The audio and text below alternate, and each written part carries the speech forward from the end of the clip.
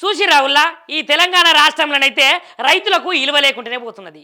ఇక ఎద్దేడిసిన వ్యవసాయము రైతేడిసిన రాజ్యము బాగుపడ్డట్టు చరిత్రలోనే లేరు అని సామెతనైతే మనమైతే చాలా చోట్లనైతే విన్నాం కదా. మరి అట్లాంటి రైతులైతే తెలంగాణ రాష్ట్రంలో కష్టాలే పడుతున్నారట, గోసలే పడుతున్నారట. మరి ఇంతగానం గోసపడ్డా కూడా రాష్ట్ర ప్రభుత్వం అయితే వాళ్ళను ఒక్క సూపు కూడా చూస్తలేదు. వాళ్ళకైతే శవం మీద పేను వారినట్టే ఉంటలేదట.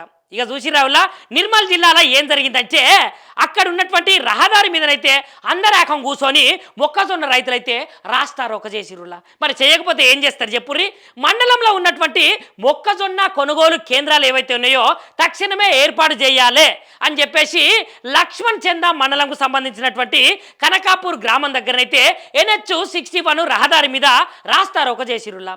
ఇక రైతులు రహదారి మీదనైతే ఇట్లా రాస్తారోక చేసేసరికి అక్కడ ఉన్నటువంటి వాహనాలు అయితే నిలిచిపోయినాయి. మరి రైతులకు మీరు ఇచ్చినటువంటి హామీల ప్రకారము వాళ్లకు ఆ సెంటర్ను తెరిస్తే ఎందుకు గింతగనం రాస్తారోక చేస్తారు చెప్పుర్రి. జనాలారా ఒక్కసారి అయితే మీరే ఆలోచించండి.